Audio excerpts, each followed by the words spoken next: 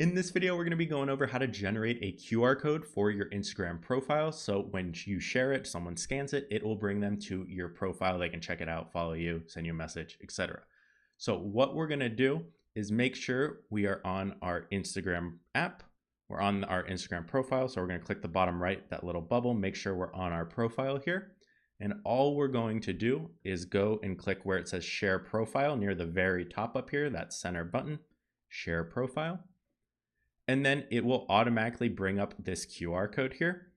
And you'll see we have options on the very bottom where we could send this or share this on other apps, but we're going to click download here, this little download button, and it will download that image to our phone.